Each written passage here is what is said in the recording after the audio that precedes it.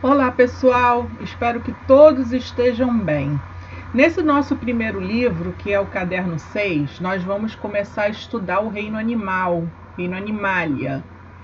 E sempre que nós estudamos esse reino, nós sempre fazemos um estudo dos filos mais simples para os filos mais complexos. E antes de pegar cada um desses filos, para nós estudarmos, nós vamos conhecer primeiro quais são as características que são usadas como parâmetro para que nós possamos entender essa complexidade dos animais. Então vejam bem, o reino Animalia, ele reúne organismos eucarióticos, ou seja, todos os organismos possuem células com núcleo individualizado. O material genético encontra-se individualizado num núcleo, formado por uma fina membrana que é a carioteca. Então, todos os animais são seres eucarióticos. Todos os animais são seres multicelulares, ou seja, formados por milhões de células. E são seres heterótrofos, porque precisam ir em busca do seu alimento. Nenhum animal é capaz de produzir o seu próprio alimento.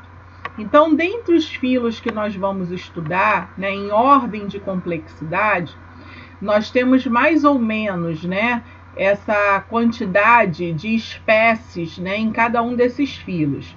Então, nós temos aí as esponjas, que correspondem a mais ou menos 4.000 espécies, os quinidários, 11.000 espécies, plateumintos, 15.000 espécies, nemateumintos ou nematódios, 80.000 espécies, moluscos, 150.000 espécies, anelídeos, 9.000 espécies, artrópodes, que correspondem à maior porção, 1 milhão de espécies, tá?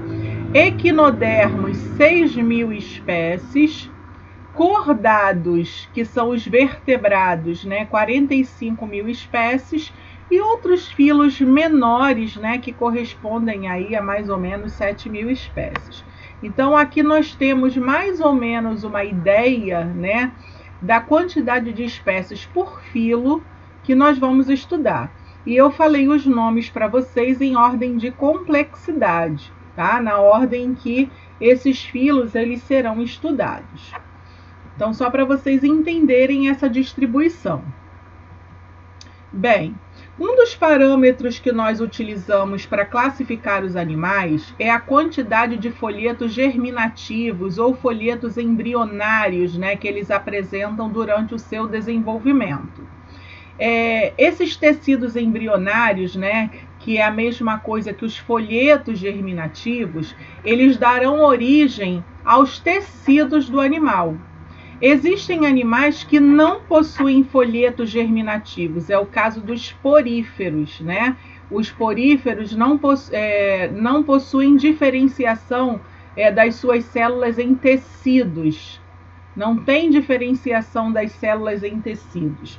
A primeira diferenciação na escala evolutiva dos animais acontece a partir dos quinidários, que são animais que apresentam 2 folhetos germinativos, ectoderme e endoderme. Ectoderme, o tecido mais externo, e endoderme, o tecido mais interno.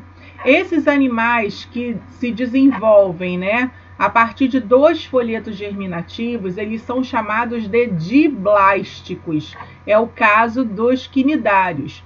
Água-viva, corais, anêmonas são os quinidários. Já os animais que possuem 3 folhetos, aparece aí um terceiro folheto que é a mesoderme. Esses animais eles são chamados de triblásticos. É o caso, por exemplo, dos animais vertebrados, tá? Então, só para vocês entenderem como acontece, o que são esses folhetos germinativos? No início do desenvolvimento embrionário dos animais, nós somos formados por um conjunto de células, que não são diferenciadas em tecidos. Esse conjunto de células, que vai formar, por exemplo, uma esfera, chega a partir do momento, de um determinado momento, que esse conjunto de células começa a fazer essa diferenciação em tecidos. Então aqui, por exemplo, nós temos um esquema onde essas células azuis aqui estão representando o tecido mais externo, que é a ectoderma. Essas células aqui em rosa, o mesoderma. E essas células aqui em amarelo, o endoderma. Os animais que são diblásticos não possuem essa diferenciação aqui, ó, do mesoderma. O corpo deles, né, tem essa consistência como se fosse uma consistência borrachuda, né, porque não tem essa diferenciação, né, desse terceiro folheto embrionário. Já os animais triblásticos, eles começam a apresentar essa diferenciação desse terceiro folheto embrionário, que é o mesoderme. Então, como animais diblásticos, né, 2 folhetos, nós temos os quinidários, que é o filo, né, das anêmonas, corais, água-viva. E como animais triblásticos, nós temos platelmintos, nematódios, anelídeos, moluscos, artrópodes, equinodermos e cordados. Esses folhetos germinativos, eles também vão dar origem, né, por exemplo, no nosso caso, né, que somos animais assim mais evoluídos, esses folhetos embrionários, eles vão dar origem aos diferentes tecidos e órgãos.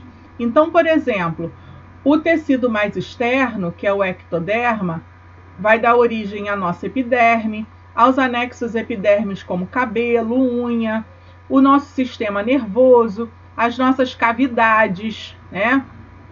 Já o mesoderma, que é o tecido intermediário, ele vai dar origem à nossa derme, ossos e músculos, sistemas circulatório e reprodutor.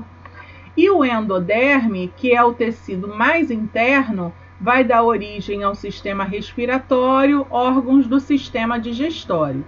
Então, isso só para vocês terem uma ideia da importância que esses folhetos embrionários atuam na diferenciação dos diversos tecidos e órgãos, né, dos animais. Esses folhetos embrionários, eles também vão servir para dar origem ou não a uma cavidade corporal que a gente chama de celoma. Então, um dos critérios que nós usamos nessa classificação, né, é em relação a se o animal é um acelomado, ou seja, não tem essa cavidade interna, é um pseudocelomado, ou seja, tem um falso celoma, ou ele é um celomado. O que é o celoma? Esse celoma é uma cavidade interna, como uma cavidade revestida por tecidos da mesoderme, e nessa cavidade serão alojados os órgãos internos do animal. Então, no nosso caso, né, os nossos órgãos internos, estômago, bexiga, eles estão alojados dentro de uma cavidade, e essa cavidade ela é toda revestida por esse tecido, que é o tecido da mesoderme. Os animais que são diblásticos, eles não têm essa cavidade interna, né, onde estão dispostos esses órgãos, né?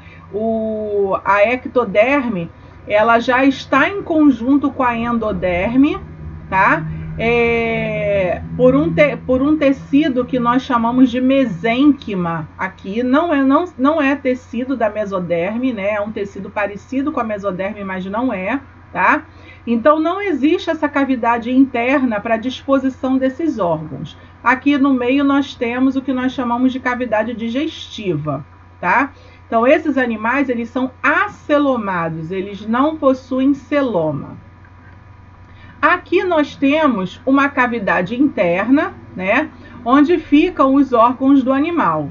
Só que, como essa cavidade, né, ela não tem aqui esse revestimento por esse tecido da mesoderme, igual nós estamos vendo aqui nesse outro desenho, essa cavidade ela é chamada de falso celoma. Então, esses animais eles são chamados de pseudocelomados, falsos celomados, ou seja, uma cavidade que não é revestida, né, em sua face interna por tecidos da mesoderme.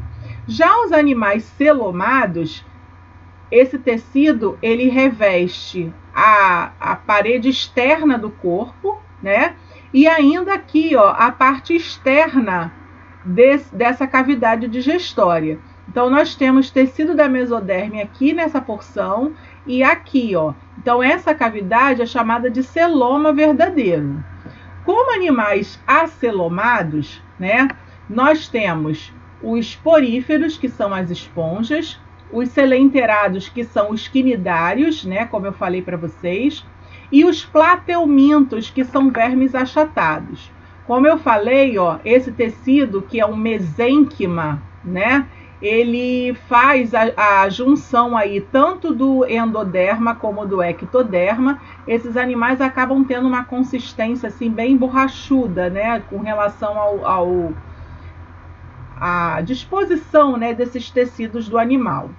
Os nematóides, que são vermes de corpo cilíndrico, eles são pseudocelomados. Então o endoderme está revestindo aqui, ó, mas não está revestindo externamente a cavidade digestória. Então, é um falso celoma.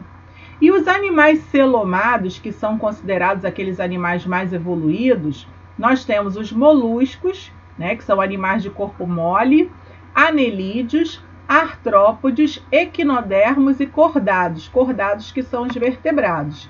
Esses animais, eles apresentam o celoma verdadeiro. Então, a mesoderme está revestindo aqui, né? E aqui, ó, a face externa da cavidade digestória, tá? Em relação ao sistema digestório, os animais eles podem ter sistema digestório completo ou incompleto. Veja bem, os animais eles têm sistema digestório incompleto quando eles possuem boca, mas não possuem ânus. Então, no caso dos quinidários e plateumintos, pela mesma cavidade onde eles ingerem o alimento, eles expelem também os restos que não são aproveitáveis, né? Então, a parte do alimento que não é aproveitada, que não interessa ao organismo do animal, também é excretada pela boca.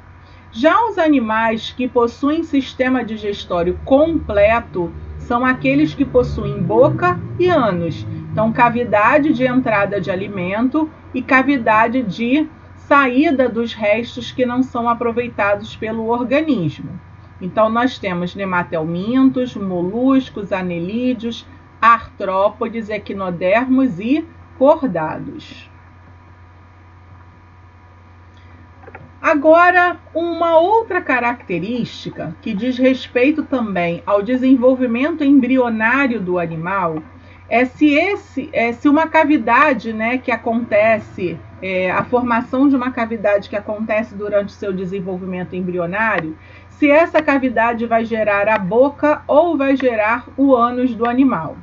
Então, veja bem, no início do nosso desenvolvimento embrionário, né, como eu falei, as nossas células, elas não são diferenciadas, né? E elas compõem aqui uma estrutura como se fosse uma esfera. Só que chega um momento, né, desse desenvolvimento, né, quando ela alcança esse formato aqui que a gente chama de blástula, esse embrião ele vai começar a executar um dobramento, né, do jeito que vocês estão vendo aqui, de forma que essa camada de células vai se encontrar com essa camada de células aqui superior, tá? Então, ele vai realizar um dobramento que a gente chama de dobramento por embolia, tá? E aí, a partir desse dobramento, ó, essa camada de células vai se encontrar com essa camada aqui superior, né? Onde nós vamos ter aqui, nesse momento, dois tecidos embrionários, o ectoderma e o mesentoderma, que ainda não é endoderma nem mesoderma, tá? Isso aqui é no início do desenvolvimento embrionário. Só que com esse dobramento, vai se formar aqui um orifício e uma cavidade interna. Essa cavidade interna vai dar origem ao sistema digestório do animal. O arquêntero dá origem ao intestino do animal, tá? Em alguns animais, esse orifício aqui, esse orifício nós chamamos de blastóporo. Em alguns animais, esse orifício vai dar origem à boca. Esse animal, então, ele vai ser chamado de protostômio, quando o blastóporo gera a boca. A maioria dos animais são protostômios. Então, quinidários, nematelmintos, anelídeos, platelmintos, moluscos, artrópodes, todos são protostômios. Em outros animais, esse blastóporo ele vai dar origem ao ânus, que é o caso dos equinodermos e dos vertebrados, né, os cordados. Então, essa também é uma característica que permite a diferenciação, né, entre os animais. Animais deuterostômios são mais complexos, mais evoluídos do que animais protostômios. Outra característica é em relação à simetria corporal desses animais. A simetria esférica ela não acontece nos animais. Nos animais nós podemos ter simetria radial ou simetria bilateral.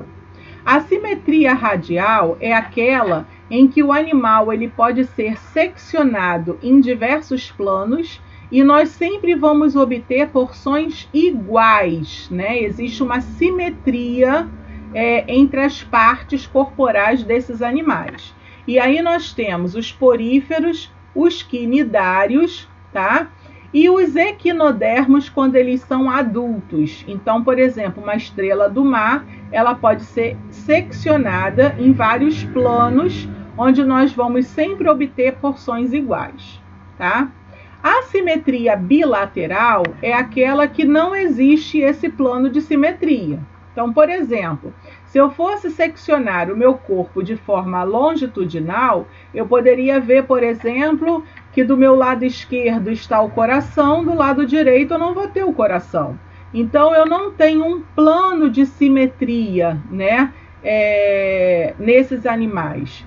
Então, nós temos platelmintos, nematelmintos, moluscos, anelídeos, artrópodes e cordados, que não apresentam plano de simetria. Então, às vezes, de um lado você tem um determinado órgão que você não tem no outro. Então, você não tem porções animais, porções iguais na secção desses animais. Outras características que nós vamos falar bastante é em relação ao sistema circulatório, que pode ser aberto ou fechado. O sistema aberto é aquele em que o animal não possui vasos sanguíneos, o sangue circula, né, por lacunas entre as células do corpo. Já o sistema circulatório fechado é aquele que o sangue circula dentro dos vasos sanguíneos. Em relação à reprodução, o desenvolvimento ele é direto quando o animal ele já nasce, né, como uma forma jovem que não passa pelo estado de larva, tá? Então esse animal ele vai se desenvolver gerando um indivíduo adulto, mas não existe uma fase larval. Já no desenvolvimento indireto, esse animal nasce de ovos, esse ovo vira uma larva, para depois dar origem ao animal adulto. Então, o desenvolvimento indireto é aquele que tem uma fase larval, tá? Então, essas, gente, são características que nós utilizamos para diferenciar esses grupos animais, esses filos animais. Então, por isso é importante a gente falar no início sobre essas características, para depois nós começarmos a falar sobre as características de cada um desses filos, tá? Espero que vocês tenham entendido bem a matéria e esse vídeo vai estar disponível para vocês. Até mais!